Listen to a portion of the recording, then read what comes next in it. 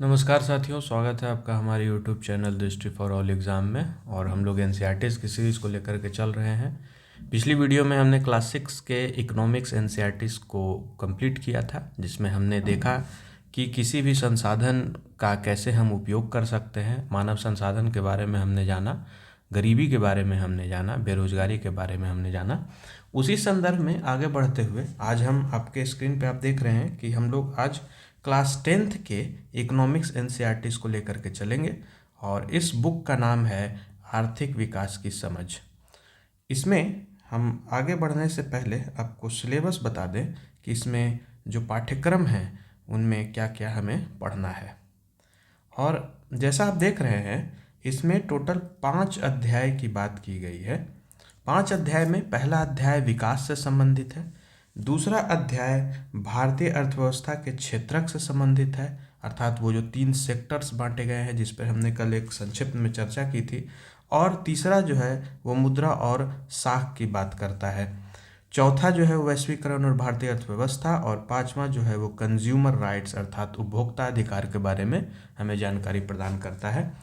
तो इस वीडियो को हम 2 भाग में बनाएंगे, और पहला भाग में आप 3 अध्याय को, पहले 3 अध्याय के बारे में जानेंगे, और अगली जो वीडियो आएगी उसमें आप अध्याय 4 और अध्याय 5 के बारे में विशेष रूप से जान पाएंगे कि हमें क्या क्या इसमें पढ़ना है। तो इसी में हम आगे अब बढ़ते हैं। हमारा जो पहला चैप्टर है वो है विकास, डेवलपमेंट, है ना।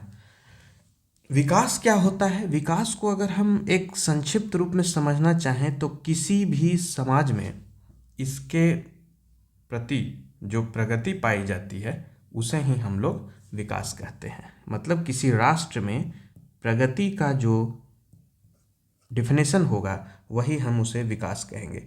अब विकास के कई मायने हैं, कई पैमाने हैं, उन सबको हम आगे इस चैप्टर में समझेंगे। तो जैसे देखिए, इसमें इसी चीज़ की बात करती है कि जैसे हमारी आकांक्षाएं और इच्छाएं कि हम क्या करना चाहते हैं और अपना जीवन कैसे जीना चाहते हैं, ये भी एक विकास का ही आयाम माना जाएगा। हम विचार रखते हैं कि कोई देश कैसा होना चाहिए, किन अनिवार्य वस्तुओं की आवश्यकता है, क्या सभी का जीवन बेहतर हो सकता है, लोग मिलजुल कर कैसे रह सकते हैं। इन सभी के बारे में जिस चीज़ की डिस्कशन को हम लोग देखते हैं उसी को हम लोग विकास के कैटेगरी में रखते हैं कि आखिर विकास को कैसे हम परिभाषित कर सकते हैं, क्या क्या ऐसे घटक हैं जिससे हम पकड़ेंगे कि ये विकास की गति की ओर या विकास के डिफिनेशन में ये संक्षिप्त रूप से बैठता है।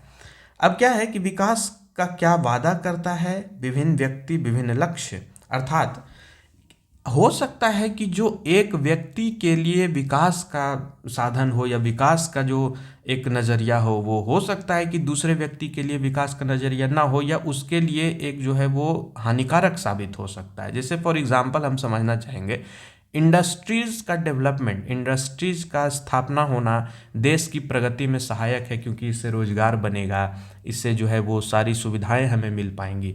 लेकिन वहीं दूसरी ओर इससे नुकसान ये होगा कि हम जो इंडस्ट्रीज से जो वेस्ट प्रोडक्ट्स निकलते हैं वो हम सीधे समुद्र में या नदियों में प्रवाहित कर देते हैं। इससे क्या होता है, इससे हमारा जल जो है सो प्रदूषित होता है, और जब जल प्रदूषित होता है तो क्या होता है, इससे पशु पक्षियों का इसमें हानि होता है, मानव जीवन का हानि होता है, और साथ ही साथ वहाँ के जो आसपास के लोग रह रहे हैं उनके स्थानीय जीवन पर भी प्रभाव डालता है।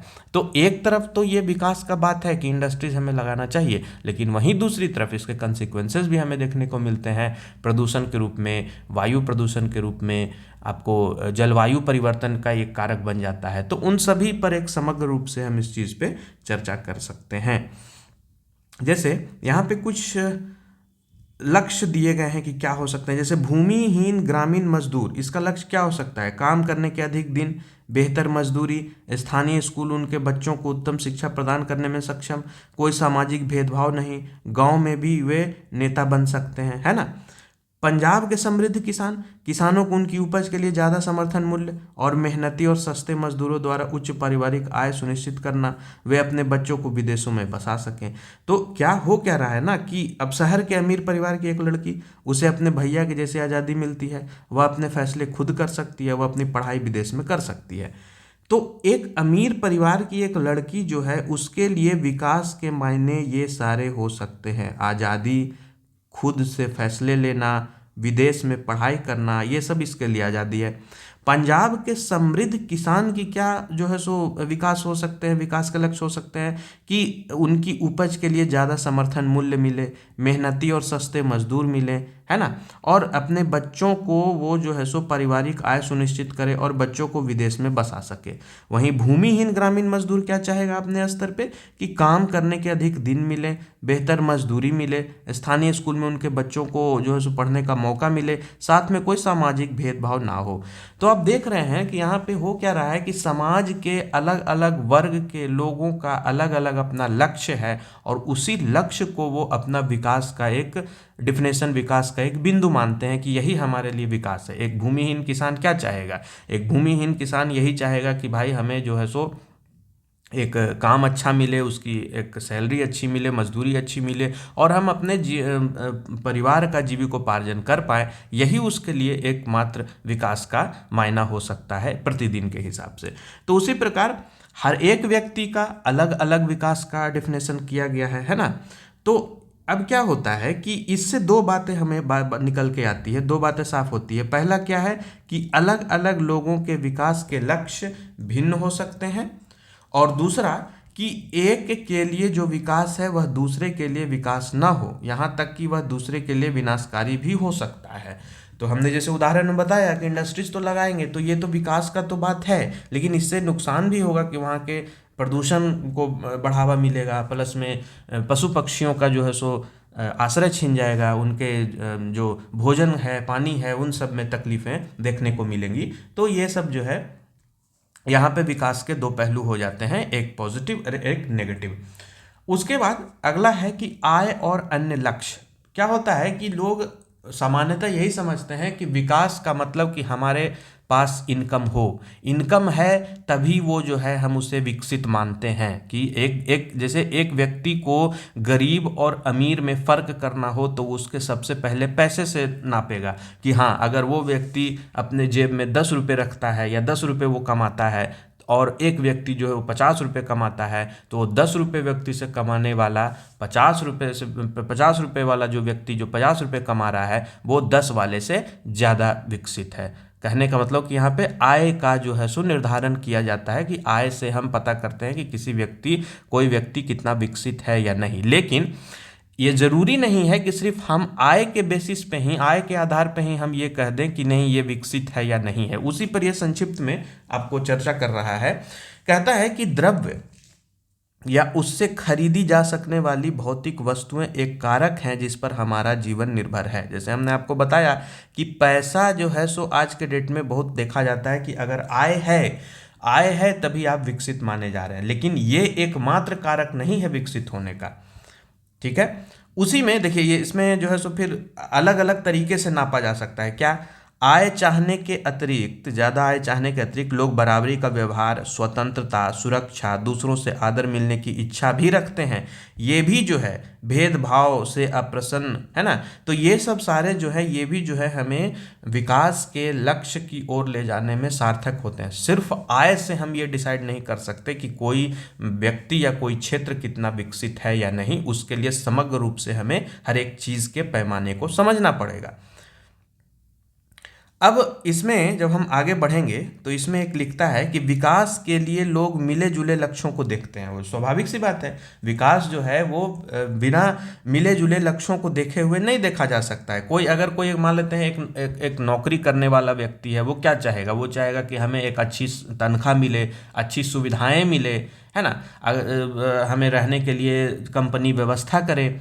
उसके बाद हमें पदोन्नति मिले, हमें हेल्थ सुविधा मिले, हमें हर तरह की सुविधाओं का प्रदान किया जाए उस कंपनी के द्वारा। आज अगर वो कंपनी नहीं देती है तो हम दूसरे कंपनी में शिफ्ट कर जाते हैं। तो ये क्या है, ये वही चीज़ है कि विकास को देखने के पैमाने अलग अलग हो सकते हैं, केवल आय पे निर्भर नहीं रहा जा सकता है। आय एक कारक है, लेकिन आय एकमात्र कारक नहीं है विकास के लिए, इस चीज़ को समझना पड़ेगा।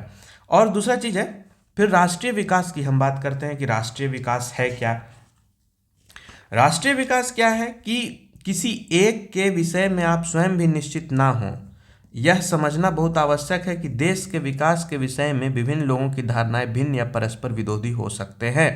फिर वही चीज़ है कि नर्मदा, जैसे ये जो आप फिगर देख रहे हैं, इसमें क्या कहता है कि नर्मदा नदी पर सरदार सरोवर बांध की ऊंचाई में वृद्धि किए जाने के विरुद्ध प्रदर्शन। तो ये प्रदर्शन क्या दिखाता है कि वृद्धि तो हो रही है, ये तो डेवलपमेंट की ओर एक संकेत है, लेकिन इससे नुकसान क्या हो रहा है, इससे नुकसान ये होगा कि वहाँ जो आसपास के लोग रह रहे हैं उनके आवास पे कुछ असर पड़ सकता है।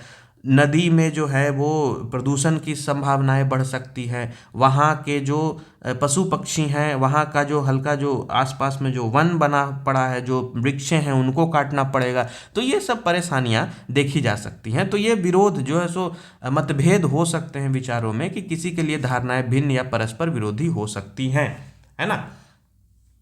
इसी में जब हम आगे बढ़ेंगे तो जैसे देखिए एक चीज़ और यहाँ पे एक एग्जाम्पल के जरिए यहाँ समझाने की कोशिश किया है कि एक एक जहाज ने 500 टन तरल जहरीले अवशेष एक शहर के खुले कूड़े घर और आसपास के समुद्र में डाल दिए। यह अफ्रीका देश के आइवरी कोस्ट में अब्यजान शहर में हुआ था। इससे क्या हुआ, जब ये खतरनाक जहरीली अवशेष धुएं से लोगों को जी मितलाना, चमड़ी पर ददोरे पड़ना, बेहोश होना, दस्त लगना इत्यादि की शिकायतें होने लगी। इससे क्या नुकसान हुआ, इससे नुकसान हुआ कि वहाँ के लोगों के हेल्थ पे असर पड़ा, बीमार रहने लगे, है ना। कुछ की 7 लोग मारे गए, 20 लोग अस्पताल में भर्ती हो गए, विषाक्तता के कारण 26,000 लोगों का इलाज किया गया। तो ये सब क्या है, ये सब नेगेटिव कंसिक्वेंसेस देखे जाते हैं डेवलपमेंट के। तो ये जरूरी नहीं है कि डेवलपमेंट हो तो सिर्फ पॉजिटिव ही हो, नेगेटिव भी हो। लेकिन ये भी नहीं है कि अगर जब नेगेटिव हो रहा है तो हम क्यों डेवलपमेंट करें। नहीं, डेवलपमेंट करेंगे, लेकिन एक हम समग्र रूप से उस पर विचार करते हुए करेंगे कि हमें किस सीमा के अंदर में रह करके डेवलपमेंट पे हमें ध्यान देना है। इसी के लिए सरकार जो है वो सस्टेनेबल डेवलपमेंट गोल की मांग करती है ना, सतत विकास। तो ये क्या है, ये है कि हम पर्यावरण और बाकी चीज़ों को ध्यान में रख करके हम विकास की ओर अग्रसर अगर रहें तो संतुलित व्यवहार बना रहेगा। तो अब तो इसी इकोनॉमिक्स के टर्म में अगर हम देखेंगे, ये तो पर्यावरण का टर्म हो गया, लेकिन इकोनॉमिक्स के टर्म में देखेंगे तो विकास हमें इंपॉर्टेंट होती है और विकास के लिए अलग अलग प्रक्रियाएं की जाती हैं। ये अगला जो है एक टॉपिक है कि विभिन्न देशों या राज्यों की तुलना कैसे की जाए। कोई देश या राज्य कितना विकसित है कितना नहीं है, ये पता कैसे करेंगे, है ना। इसे पता करने के लिए सामान्यतः क्या होता है कि हम व्यक्तियों की एक या दो महत्वपूर्ण विशिष्टताएं लेकर उनके आधार पर तुलना करते हैं। ठीक है, ये भी चीज़ तो हम मानते हैं कि हम एक दो आधार पर ही तुलना कर सकते हैं। तो देशों की तुलना करने के लिए क्या होगा, तो देशों की तुलना करने के लिए उनकी आय सबसे महत्वपूर्ण विशिष्टता समझी जाती है। जिन देशों की आय अधिक है उन्हें हम कम आय वाले देशों से अधिक विकसित समझा जा सकता है। तो यहाँ पे विशेषता समझी जाती है ना, कि मतलब अगर जिस देश में आय अधिक है और अगले देश में आय कम है, तो हम ज़्यादा आय वाले देश को कम आय वाले देश से विकसित मानेंगे। फिर आगे जब हम चलेंगे इस पेज में, तो इसमें क्या है कि देशों के बीच तुलना करने के लिए कुल आय इतना उपयुक्त माप नहीं है। ये उपयुक्त माप नहीं माना जाता है कि सिर्फ हम आय से पता कर लें कि ये जो है सो विकसित है या नहीं है। तो हम उसके लिए क्या करते हैं, हम ये करते हैं कि हम औसत आय की तुलना करते हैं, जो देश की कुल आय को कुल जनसंख्या से भाग देकर निकाली जाती है, और यही औसत आय को ही प्रति व्यक्ति आय कहा जाता है। अर्थात किसी देश के अगर विकास की हम बात करें तो उसमें औसत आय के द्वारा ही हम पता कर सकते हैं कि वो देश कितना विकसित है कितना नहीं है। और ये औसत आय क्या है, तो वो औसत आय होता है कुल आय बटा देश की कुल जनसंख्या, कुल आय बाय कुल जनसंख्या। तो ये जो है वो देश के लिए ही नहीं, राज्यों के बीच में भी अगर हमें तुलना करना हो कि कौन सा कौन सा राज्य ज़्यादा विकसित है, कौन सा कम विकसित है, तो ये हम उसके औसत आय पे ही डिसाइड करेंगे। और यही जो है वो क्या निकल के आता है प्रति व्यक्ति आय, इसको हम कहते हैं प्रति व्यक्ति आय। तो ये हो गया आपका।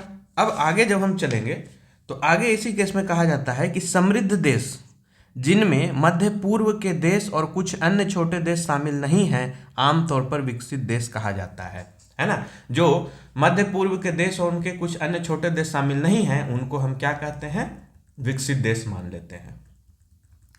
अब क्या है कि औसत आय है क्या। औसत आय तो हम बता दिए कि जो है सो प्रति व्यक्ति आय है, जो कुल आय और कुल जनसंख्या को जो हम डिवाइड करते हैं तो वो हमारा औसत आय कहलाता है।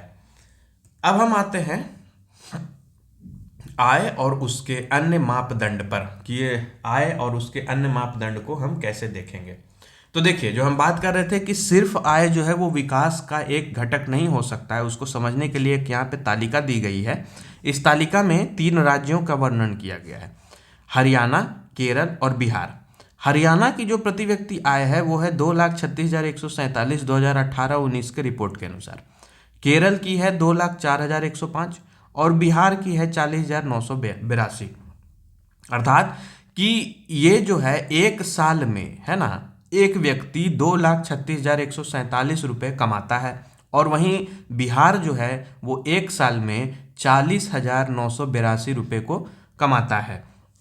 तो इससे तो हम पता कर सकते हैं कि हाँ, हरियाणा जो है वो ज़्यादा विकसित है, बिहार जो है वो कम विकसित है। ठीक है, लेकिन कुछ और तुलनात्मक आंकड़े यहाँ पे दिए गए। हरियाणा में जो है वो शिशु मृत्यु दर कितनी है, वो है 30। केरल में कितनी है, 7, और बिहार में कितनी है, 32। साक्षरता दर 80%, केरल में 96%, बिहार में 71%। और निवल उपस्थिति अनुपात, जिसको हम लोग कहते हैं नेट प्रेजेंट रेशियो NPR, ये कितना है, ये 67 है, ये 77 है और ये 55 है। अब यहाँ पे एक चीज़ को समझिए कि जहाँ हम पीछे देख रहे थे कि हरियाणा का इनकम प्रति व्यक्ति आय तो ज़्यादा है, तो स्वाभाविक सी बात है कि ये राज्य तो विकसित है, हम आय के बेसिस पे अगर हम नापें। लेकिन जैसे ही जब हम इस टेबल को देखते हैं तो थोड़ा सा हमें कन्फ्यूज़न होगा कि ऐसे कैसे हो सकता है कि जिस राज्य की प्रति व्यक्ति आय अधिक है उसका शिशु मृत्यु दर जो है वो सबसे सेकंड नंबर पे है इन तीनों राज्यों के मुकाबले में, है ना। बिहार का तो ठीक है 32 है, क्योंकि आय उस हिसाब से तो हम वो कर सकते हैं, बट इसका 30 हो गया। ठीक है, इसका साक्षरता दर 80 है और केरल का 96 है, और यहाँ पे केरल जो है वो 7 इसका शिशु मृत्यु दर पाया जाता है। तो इससे ये साबित हुआ कि विकास के लिए सिर्फ आय इम्पोर्टेंट नहीं है, उसके साथ साथ हमें जो है वो जीवन प्रत्याशा, है ना, शिक्षा और स्वास्थ्य, ये सब चीज़ों को देखना बहुत ज़रूरी होता है कि शिक्षा, आय और स्वास्थ्य, ये 3 चीज़ अगर मायने रखें तभी हम विकास के बारे में जानकारी प्राप्त कर सकते हैं। तो इसमें कुछ टर्म है, उस टर्म को देख लीजिए। शिशु मृत्यु दर क्या है, तो किसी वर्ष में पैदा हुए 1,000 जीवित बच्चों में से 1 वर्ष की आयु से पहले मर जाने वाले बच्चों का अनुपात दिखाती है। ठीक है, मतलब 1 साल के अंदर में अगर कोई बच्चा मरता है पर ईयर 1000 जीवित बच्चों के मुकाबले, तो वो शिशु मृत्यु दर कहलाता है। ये ह्यूमन ज्योग्राफी जब पढ़ेंगे उसमें विशेष चर्चा है, शिशु मृत्यु दर, जन्म मृत्यु दर, है ना, लिंगानुपात, ये सब उस पर फिर आगे चर्चा होगी अगले NCERT ज्योग्राफी में। साक्षरता दर क्या है, तो 7 वर्ष से और उससे अधिक आयु के लोगों में साक्षर जनसंख्या का जो अनुपात है उसे ही हम लोग लिटरेसी रेट कहते हैं। मतलब इंडिया में लिटरेसी रेट 7 ईयर्स के बाद देखा जाता है, के बाद, मतलब कि 6 साल तक अगर बच्चा पढ़ना लिखना नहीं जानता है तो उसे हम अनपढ़ नहीं कहेंगे। 7 साल के बाद अगर उसे पढ़ना लिखना नहीं आता है, पढ़ना लिखना समझना, ये 3 चीज़ होना जरूरी है, तभी कोई व्यक्ति लिटरेट और इलिटरेट कहलाता है, अर्थात साक्षर या असाक्षर कहलाता है, निरक्षर जिसको कहते हैं, है ना। और निवल उपस्थिति अनुपात क्या है, 14 या 15 वर्ष की आयु के स्कूल जाने वाले कुल बच्चों का उस आयु वर्ग के कुल बच्चों के साथ प्रतिशत, है ना। तो ये स्कूल में कितना प्रेजेंट लगता है, कितना एब्सेंट होता है, इसका निर्धारण निवल उपस्थिति अनुपात के जरिए हम लोग देख सकते हैं। अच्छा, अब ये देखिए कि केरल में शिशु मृत्यु दर 7 क्यों है? इसलिए है क्योंकि यहाँ पे लिटरेसी रेट सबसे ज़्यादा है, 96% है। 96% लिटरेसी होने के कारण क्या है कि लोग जागरूक हैं। अब जागरूक है तो उससे क्या है कि अपने ऊपर होने वाले समस्याओं के लिए वो अवगत हो सकते हैं। अपने ऊपर जो भी समस्याएं उनकी आएंगी, हेल्थ से संबंधित, सामाजिक संबंधित, वो सारे पर वो टैकल करने के लिए ज़्यादा सक्षम है एज कंपेयर टू हरियाणा, है ना। तो ये इस टेबल के बाद हम क्लियर हो जाते हैं कि विकास के लिए आय के साथ साथ सामाजिक व्यवस्थाओं में जैसे शिक्षा, स्वास्थ्य, ये सब बहुत जरूरी है। तभी हम डिसाइड कर पाते हैं कि कोई भी क्षेत्र या देश विकसित है अथवा नहीं। जैसे आप जापान का ही एक उदाहरण आप ले सकते हैं। अच्छा, जापान और अगर हम भारत का ही कंपैरिजन कर लें, ठीक है, तो भारत और जापान का अगर आप कंपैरिजन करेंगे तो क्या है, जापान के पास एक तो देश छोटा है Bharat as compare to Bharat, ठीक है। तो उन्होंने क्या किया, जनसंख्या भी कम है, उन्होंने क्या किया, उन्होंने शिक्षा पे ज़्यादा ध्यान दिया। तो जब शिक्षा पे ज़्यादा ध्यान दिया तो स्वाभाविक सी बात है कि इंफ्रास्ट्रक्चर अपने आप सही होगा, क्योंकि लोग जागरूक हो जाएंगे। और जब इंफ्रास्ट्रक्चर सही होगा तो अगर आधारभूत संरचनाएं बनी हुई होंगी तो रोजगार भी मिलेंगे। रोजगार जब मिलेंगे तो लोग जो है बीमार कम पड़ेंगे, क्योंकि उनके पास आय होगी। जब आय होगी, बीमार कम पड़ेंगे, तो स्वाभाविक सी बात है कि उस देश का प्रति व्यक्ति आय बढ़ेगा। और जब प्रति व्यक्ति आय बढ़ेगा तो वो देश विकसित के कैटेगरी में आ जाएगा। एज कंपेयर टू भारत में ये चीज कम देखने को मिलता है ना। अब हम आगे चलेंगे, सार्वजनिक सुविधाएं, जिस पर हम अभी बात कर रहे थे उसी पर हम आते हैं। सार्वजनिक सुविधाएं क्या है? यह आवश्यक नहीं कि जेब में रखा रुपया वे सब वस्तुएं और सेवाएं खरीद सके जिनकी आपकी एक बेहतर जीवन के लिए आवश्यकता हो सकती है ना। जैसे आपका द्रव्य जो है वो प्रदूषण मुक्त वातावरण नहीं खरीद सकता, या बिना मिलावट की दवाएं आपको नहीं दिला सकता, जब तक कि आप अपने से उस पर प्रयास ना करें, है ना।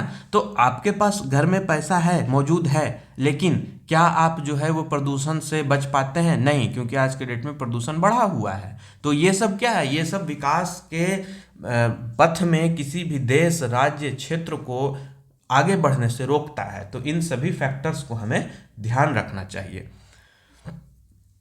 केरल में शिशु मृत्यु दर कम है क्योंकि यहाँ स्वास्थ्य और शिक्षा की मौलिक सुविधाएं पर्याप्त मात्रा में उपलब्ध है। हमने पहले ही बताया कि केरल में लिटरेसी रेट अधिक होने के कारण क्या है कि वहां पर जो है वो स्वास्थ्य और शिक्षा मौलिक सुविधाएं प्रदान है, तो वहां पे शिशु मृत्यु दर कम है। और जब शिशु मृत्यु दर कम है तो विकास के क्षेत्र में, विकास के पथ पे आगे बढ़ने के लिए केरल अग्रसर रहता है। अब यहाँ पे देखिए एक टर्म है मानव विकास रिपोर्ट। ये मानव विकास रिपोर्ट क्या है? मानव विकास रिपोर्ट से हम क्या करते हैं? मानव विकास रिपोर्ट से हम पता करते हैं कि कोई भी क्षेत्र में कितना विकास हुआ है। सबसे पहले ये जानिए कि HDI, ह्यूमन डेवलपमेंट इंडेक्स, ये है क्या, है ना, ह्यूमन डेवलपमेंट इंडेक्स मतलब मानव विकास सूचकांक। मानव विकास सूचकांक ये UNDP के द्वारा जारी किया जाता है।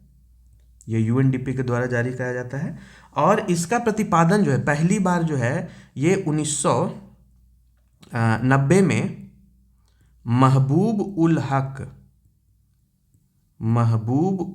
हक और अमर्त्य सेन, है ना, अमर्त्य सेन के द्वारा इसे जारी किया गया था, है ना। 1990 में ये जो इंडेक्स है वो महबूब उल हक और अमर्त्य सेन के द्वारा जारी किया गया था। इसमें 3 कैटेगरीज दिए गए थे कि कौन कौन से सूचकांक जारी होते थे। सबसे पहला था जीवन प्रत्याशा,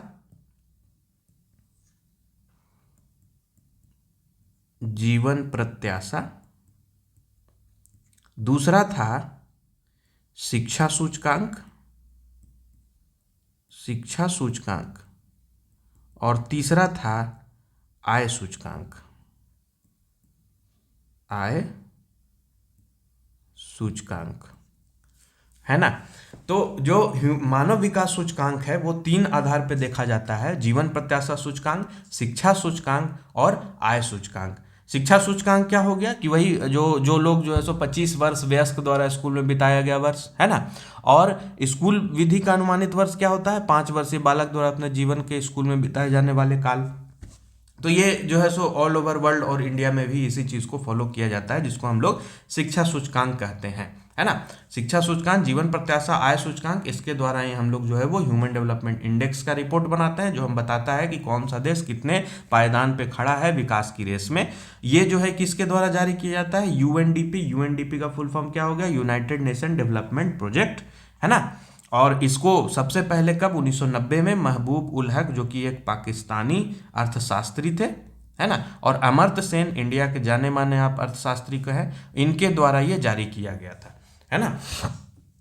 और उसके बाद मानव विकास रिपोर्ट आता है, जो इंडिया में, देखिए यहाँ कहता है ना कि यूएनडीपी द्वारा प्रकाशित मानव विकास रिपोर्ट देशों की तुलना लोगों के शैक्षिक स्तर, उनकी स्वास्थ्य स्थिति और प्रति व्यक्ति आय के आधार पर करती है, जो कि हम यहाँ आपको 3 बताए कि एक जीवन प्रत्याशा, शिक्षा सूचकांक और आय सूचकांक, इन तीनों के आधार पर ही जो है वो हम एचडीआई इंडेक्स का डिसीजन करते हैं, और उससे फिर हम पता करते हैं कि कौन सी देश कितना विकसित है अथवा नहीं।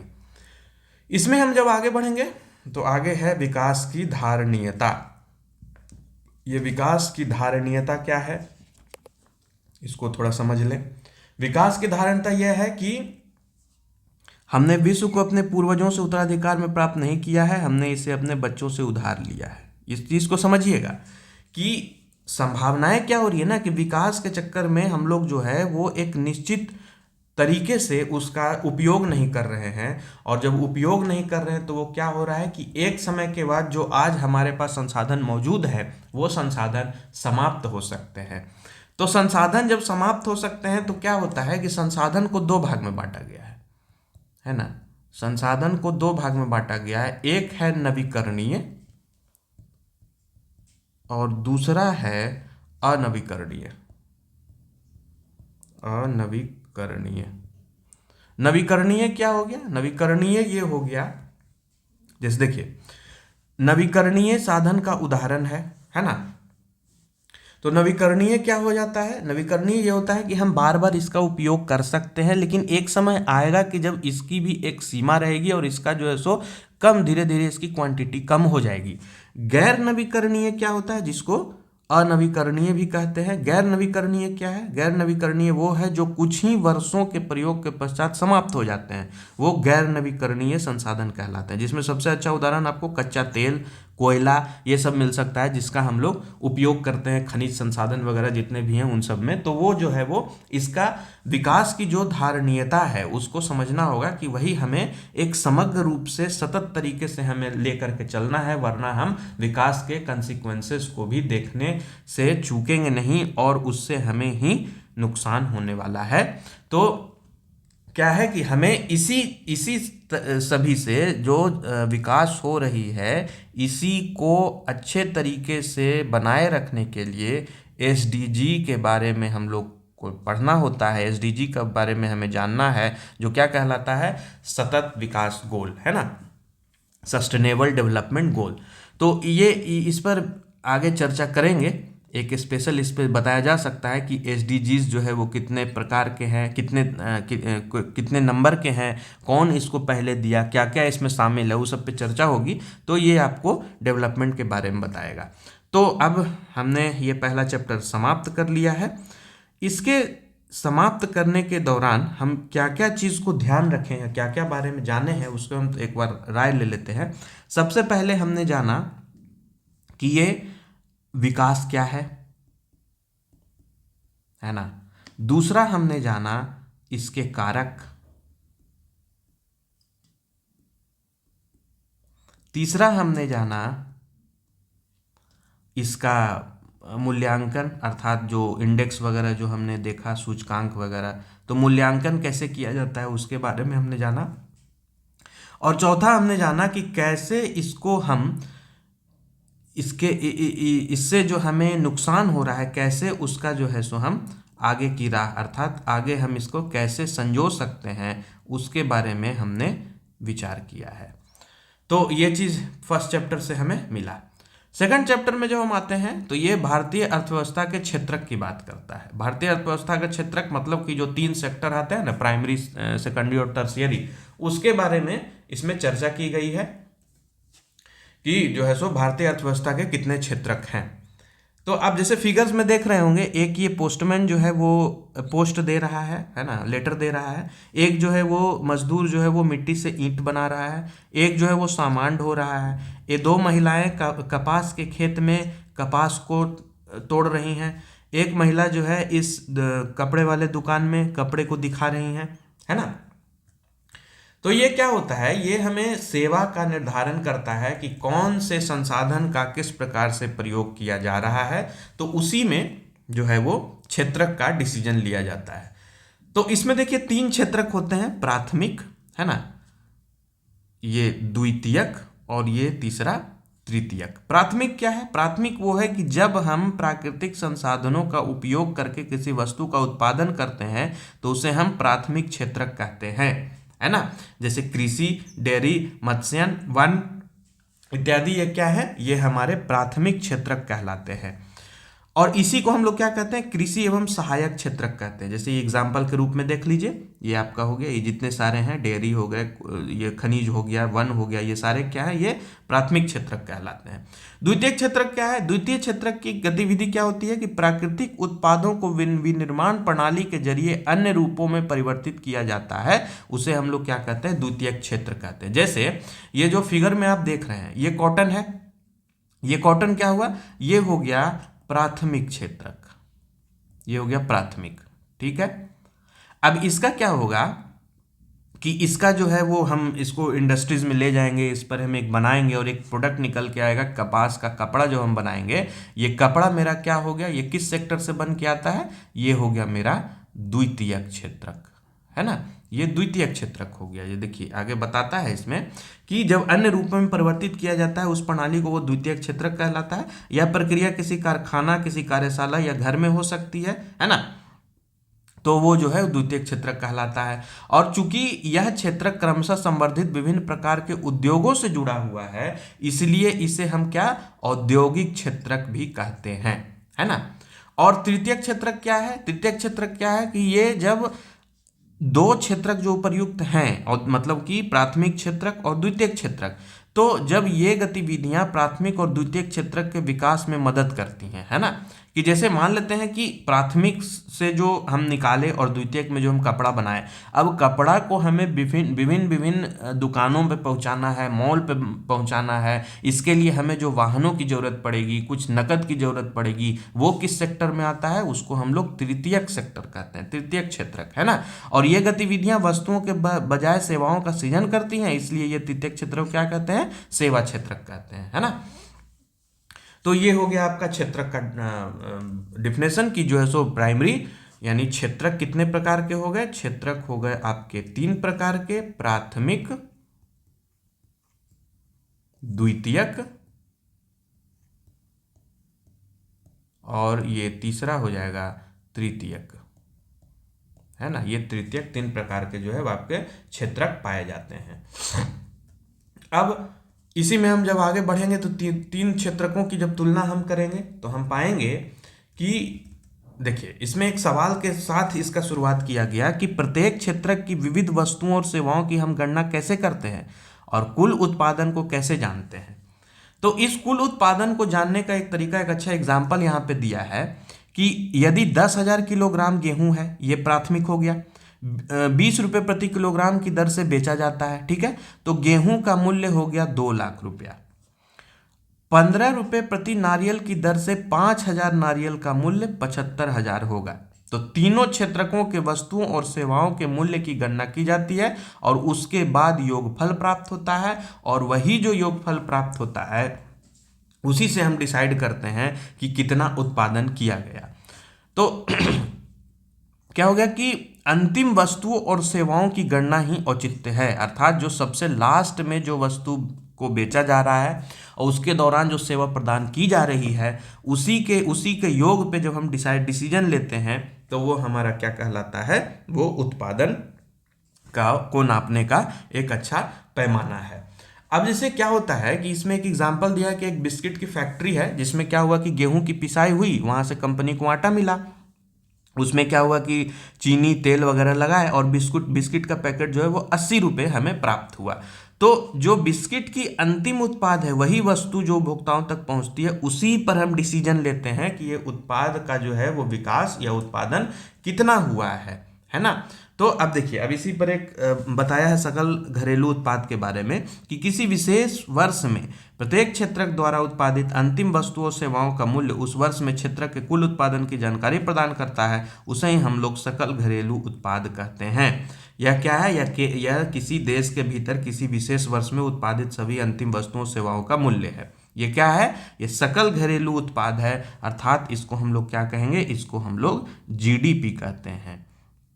आगे जब आप 11th और 12th के एनसीईआरटीज को पढ़िएगा तो उसमें ये चर्चा की जाएगी कि जीडीपी क्या है, जीएनपी क्या है, एनडीपी क्या है, एनएनपी क्या है ना, मूल्यह्रास किसे कहते हैं, ये हम अगले एनसीईआरटीज में, अगले क्लास की जब एनसीईआरटीज आएगी उसमें चर्चा होगी। फिलहाल आप जानिए कि किसी क्षेत्रक में उसकी सीमाओं के अंदर जो वस्तुओं सेवाओं का अंतिम जो उत्पादन होता है वही क्या कहलाता है, सकल घरेलू उत्पाद यानी ग्रॉस डोमेस्टिक प्रोडक्ट, है ना।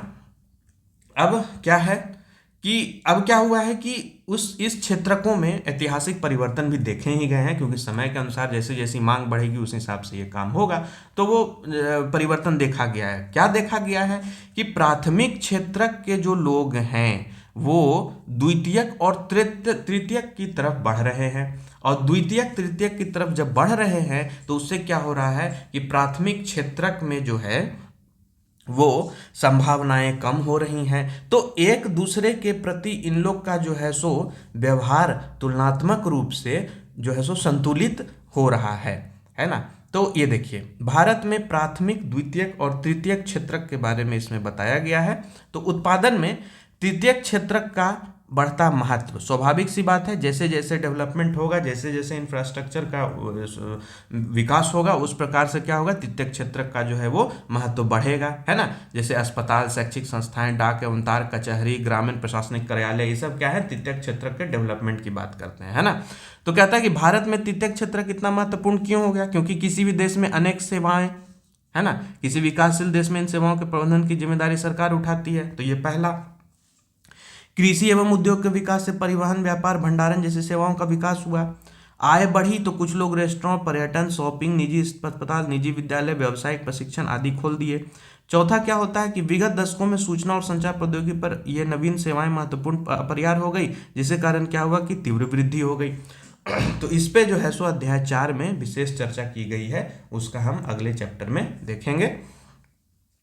और अधिकांश लोग कहाँ नियोजित हैं, है ना। तो अधिकांश लोग जो आप देखिएगा कि प्राथमिक क्षेत्रक से रोजगार का ऐसा ही क्षेत्रक स्थानांतरण क्यों नहीं हुआ, इसलिए नहीं हुआ क्योंकि द्वितीयक और तृतीयक क्षेत्रक में रोजगार के पर्याप्त अवसरों का सृजन नहीं हुआ है ना। भले ये डेवलपमेंट में है, भले ये सेकेंडरी और टर्शियरी का जो है वो मांग ज़्यादा है, बट उसमें क्या हो रहा है कि जो है सो अवसर है, रोजगार का पर्याप्त अवसर नहीं है, जिस कारण क्या हो रहा है कि प्राथमिक क्षेत्रक में जो है वो रोजगार का स्थानांतरण नहीं हो रहा है। इसी को हम लोग कल देखे थे कि प्रच्छन्न बेरोजगारी, इसी के अंतर में हमें पढ़ना था, है ना, कि लगे हुए हैं एक जगह पे 10 लोग काम कर रहे हैं, जरूरी है 5 ही लोगों का, लेकिन 5 लोग एक्स्ट्रा लगे हुए हैं, तो वो क्या है, प्रच्छन्न बेरोजगारी को दर्शाता है। तो बेरोजगारी पे हमने बात कर लिया है पहले ही, तो इस पर विशेष ध्यान देने की जरूरत नहीं है। अतिरिक्त रोजगार का सृजन कैसे किया जाए, अतिरिक्त रोजगार के सृजन करने के लिए हमें क्या करना होगा, तो हमें ये करना होगा कि जैसे एक ये लक्ष्मी का उदाहरण लिया है, लक्ष्मी और के कहानी का उदाहरण लिया है, तो वो बताता है इसमें कि लक्ष्मी अपनी भूमि की सिंचाई करने में सक्षम होगी। कैसे सक्षम होगी कि जब 2 हेक्टेयर असंचित भूखंड का जो है सो उदाहरण लिया है, जिसमें भूमि की सिंचाई हेतु एक कुएं का निर्माण हुआ। अब जैसे ही कुएं का सरकार द्वारा निर्माण कराया जाएगा तो वो क्या होगा कि अपनी भूमि पर सिंचाई करने में सक्षम होगी, और वो जैसे पिछले वीडियो में हमने बताया था कि बहुविध फसल प्रणाली है, तो बहुविध फसल प्रणाली का प्रयोग करके अपना विकास कर सकती है। तो इस प्रकार से ये जो है वो रोजगार का सृजन किया जा सकता है। है ना। अच्छा, और क्या सरकार के द्वारा और क्या किया जा सकता है, तो कृषि में सुधार कर देंगे, किसानों को सस्ते कृषि साख भी प्रदान करने की जरूरत है। तो इससे क्या होगा कि हम जो है वो विशेष उस पर ध्यान दे पाएंगे और जो है सो डेवलपमेंट होते रहेगा और रोजगार का सृजनात्मक तरीके से विकास हो पाएगा, है ना। इसी उपलक्ष्य में सरकार ने जो है सो इसके राह में बहुत सारे काम किए हैं, जैसे मनरेगा का आयोजन करना, है ना, काम का अधिकार, है ना, महात्मा गांधी राष्ट्रीय ग्रामीण रोजगार गारंटी अधिनियम 2005 के तहत इस पर काम किया है। इससे क्या हो गया कि रोजगार जो है वो रोजगार की संभावनाएं बढ़ गई, रोजगार की गारंटी दी गई। अब क्या होता है कि संगठित और असंगठित के रूप में क्षेत्रकों का विभाजन। संगठित क्षेत्र और असंगठित क्षेत्र क्या है? संगठित क्षेत्र ये है कि जिसमें आप काम करेंगे तो आपको वेतन मिलेगा, जो कि फिक्स एक वेतन रहेगा। उसके बाद जो है सो आपको सुविधाएं प्रदान होंगी, है ना। लेकिन असंगठित क्षेत्र में ऐसा नहीं मिलता है। जैसे यहाँ पे कांता और कमल की बात की गई है। कांता क्या है? कांता एक कार्यालय में काम करती है, और जो कार्यालय में काम कर रही है तो नियमित रूप से प्रत्येक माहांत में वेतन पा रही है। वह सरकारी नियतों के तहत भविष्य निधि पर प्राप्त है, नौकरी सवेतन अवकाश मिलता है। लेकिन कमल का क्या है? कमल पड़ोसी में एक मजदूर करने वाला श्रमिक है, कोई छुट्टी सवेतन अवकाश नहीं मिलता, है ना। तो ये चीज हो जाता है। तो संगठित क्षेत्रक और असंगठित क्षेत्रक को आप समझ गए कि जहां पे सरकार द्वारा या किसी भी कंपनीज द्वारा एक जो किसी भी एक कानून के द्वारा जब काम करवाया जाता है और एक निश्चित उस पर बना हुआ है कानून, आप उसका उल्लंघन नहीं कर सकते हैं, तो वो संगठित क्षेत्र का कार्य हो गया। और असंगठित क्षेत्र का कार्य वो होते हैं जिसमें मनमाने तरीके से लगाया जाता है कि एक व्यक्ति अगर किसी कपड़े के दुकान में काम कर रहा है तो उसका जो मालिक है हो सकता है 10 दिन बाद उसे हटा दे, क्योंकि वो व्यक्ति उस मालिक को पसंद ना आए, या हो सकता है कि उसका काम करने का तरीका सही नहीं हो। लेकिन संगठित क्षेत्र में इन सब की सुविधाएं मिलती है कि ऐसी कोई व्यवस्था नहीं हो सकती है। तो ये संगठित और असंगठित क्षेत्रकों की बात हो गई। तो असंगठित क्षेत्र के श्रमिकों का संरक्षण कैसे किया जाए? तो इसको करने के लिए हमें क्या करना होगा कि आकस्मिक जो श्रमिक हो जाते हैं उनके लिए दोनों को, ग्रामीण और शहर दोनों में जो है वो संरक्षण दिया जाना चाहिए। विपणन केंद्र, भंडार सुविधा आदि का उपलब्ध कराया जाए। जो कल हम लोग पीडीएस की बात किए थे कि खाद्य सुरक्षा जब उन्हें प्रोवाइड कराएंगे तो अच्छा उन्हें सर्विसेज मिलेगा, अच्छी सेवाएं मिलेंगे, तो फिर जो है सो उस तरीके का उनको सामाजिक जो है भेदभाव देखने को नहीं मिलेगा, है ना। तो ये सब चीज जो है वो हम प्रोवाइड करा सकते हैं असंगठित क्षेत्र के श्रमिकों का संरक्षण के लिए, है ना। उसके बाद स्वामित्व आधारित क्षेत्रक, सार्वजनिक या निजी क्षेत्रक, है ना, जिसको प्राइवेट और पब्लिक सेक्टर जिसको हम लोग कहते हैं, वो प्राइवेट और पब्लिक सेक्टर भी इसमें अच्छे तरीके से योगदान अपना दे सकते हैं। सार्वजनिक क्षेत्र क्या कहलाता है कि अधिकांश परिसंपत्तियां सरकार का स्वामित्व होता है और सरकार ये सभी सेवाएं उपलब्ध कराती है। निजी क्षेत्र क्या करता है कि स्वामित्व और सेवाओं के वितरण की जिम्मेदारी एकल व्यक्ति या कंपनी के हाथों में होता है। जैसे रेलवे अथवा डाकघर सार्वजनिक क्षेत्र के उदाहरण है, जबकि टाटा आयरन, टिस्को जो है वो क्या है? निजी स्वामित्व वाली कंपनी है। तो इससे क्या होगा कि जब सार्वजनिक क्षेत्रक और निजी क्षेत्रक जब एक साथ मिल करके काम करेंगे तो उसमें क्या होगा? हमें विकास करने में ज्यादा सहयोग मिलेगा और जो है सो उस पर व्यय करना सरकार का एक एक तरीके से महत्वपूर्ण जिम्मेदारी हो जाएगी, है ना। तो ये इसमें आपको बताया जा रहा है। कुछ गतिविधियां ऐसी हैं जिसे सरकारी समर्थन की जरूरत पड़ती है ना। और कुछ गतिविधियां ऐसी होती हैं जिसमें निजी के द्वारा भी आप काम कर सकते हैं। अधिकतर आर्थिक गतिविधियां ऐसी हैं जिनकी प्राथमिक जिम्मेदारी सरकार पर है, इन पर व्यय करना सरकार की अनिवार्यता है। तो जब दोनों परस्पर तरीके से, मतलब पब्लिक और प्राइवेट दोनों मिलकर के जब कोई काम करेंगे तो स्वाभाविक सी बात है कि हमें विकास देखने को मिलेगा। तो इस अध्याय में हमने क्या देखा? इस अध्याय में हमने ये देखा कि हम लोग जो है वो सेक्टर के बारे में पहले जाने हैं कि सेक्टर जो है वो कितने प्रकार के होते हैं। उसके बाद फिर हम लोगों ने ये देखा कि सेक्टर जो है वो कितने प्रकार के हैं। पहले हमने ये देख लिया प्राइमरी, सेकेंडरी और टर्शियरी। और उसके बाद फिर हमने क्या देखा? फिर हमने ये देखा कि पब्लिक और प्राइवेट जो है, पब्लिक एंड प्राइवेट सेक्टर्स क्या है उसके बारे में हमने जाना। और तीसरा हमने क्या जाना? तीसरा हमने औसत आय के बारे में जाना, औसत आय के बारे में जाना कि कैसे हम उसका उपयोग करके बेरोजगारी वगैरह को हटा सकते हैं, बेरोजगारी etc। तो फिलहाल के लिए इतना ही। हम अभी अगले वीडियो में आएंगे जिसमें हम बाकी जो 3 चैप्टर बच जाते हैं उस पर हम चर्चा करेंगे, और इस प्रकार से आपका क्लास 10th का एनसीईआरटी का समरी समाप्त हो जाएगा।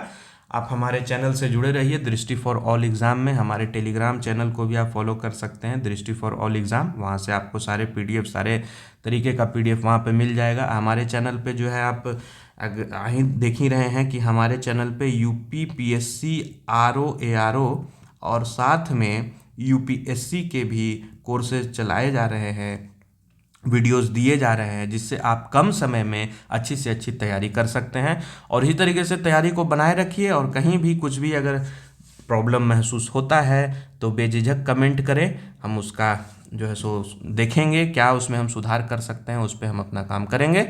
मिलते हैं अगले वीडियो में। धन्यवाद।